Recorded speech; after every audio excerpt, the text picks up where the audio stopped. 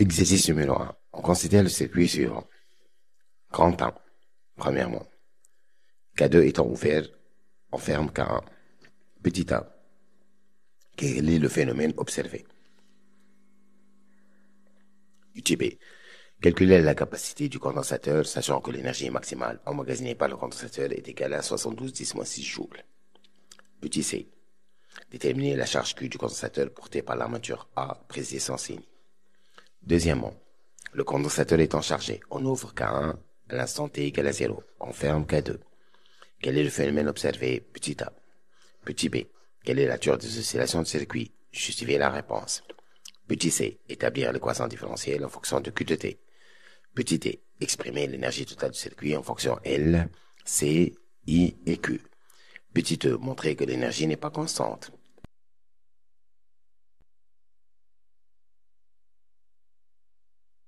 Troisièmement, un dispositif approprié permet de visualiser la courbe UAB en fonction du temps.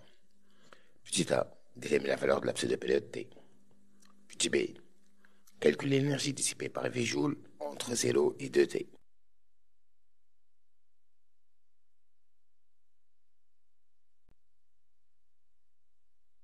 Premièrement, petit a, le phénomène est charge du condensateur. Petit b, E égale à 1 demi CUC carré, donc c'est égal à 2 fois E sur UC au carré, ça fait 4 10 moins 6 farad.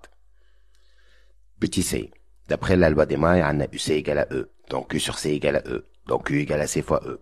Donc Q égale à 4 10 moins 6 fois 6, ça fait 24 10 moins 6 coulomb. Or, il circule de l'armature A vers l'armature B, donc EA positif, donc EA égale à Q égale à 24 10 moins 6 coulomb.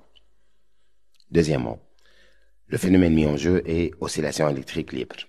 Petit b, le circuit possède une résistance d'où les oscillations sont amorties. Petit c, d'après la loi des mailles, on a U égale à UB plus UC plus UR. Donc R0I plus Q sur C plus LDI sur DT plus petit RI égale à 0. En factorisant par I, ça donne I facteur de R0 plus petit R, plus Q sur C plus LDI sur DT égale à 0.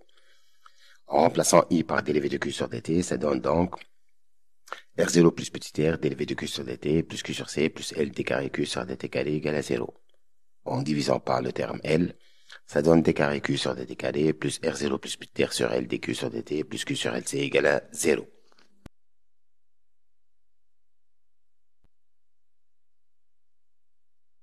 Petit d. On a E égale à EC plus EL, donc égal à 1 demi Q carré sur C plus 1 demi LI au carré. Petit e. Donc dérivé de E sur dt égale à 1 sur 2C, ou dérivé de Q carré 2 fois Q fois dérivé de Q sur dt, plus 1 demi L ou dérivé de I au carré et 2 fois I fois dérivé de I sur dt. Donc, en simplifiant par 2, 1 demi, il y aura dQ sur C fois dérivé de Q sur dt plus LI dérivé de I sur dt. On peut factoriser par I, ça donne Q sur C plus LDI sur dt. Alors, Q sur C plus LDI sur dt, d'après l'équation différentielle, aura moins R0 plus petit r fois I.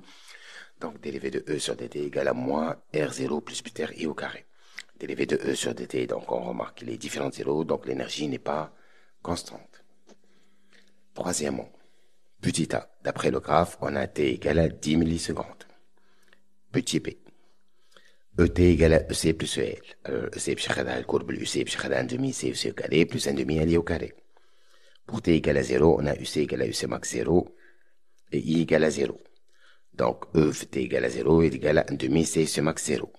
Pour t égale à 2t, on a UC égale à UC max 1 et I égale à 0. Donc, E T1 égale à 1 demi C UC max 1 au carré. Delta E, alors on a dit la perte d'énergie doit être positive, donc je t'ai le kbir l'asri. Donc, initialement final. Ça donne 1 demi C UC max 0 au carré moins UC max 1 au carré, ça fait 40 10 moins 6 joules.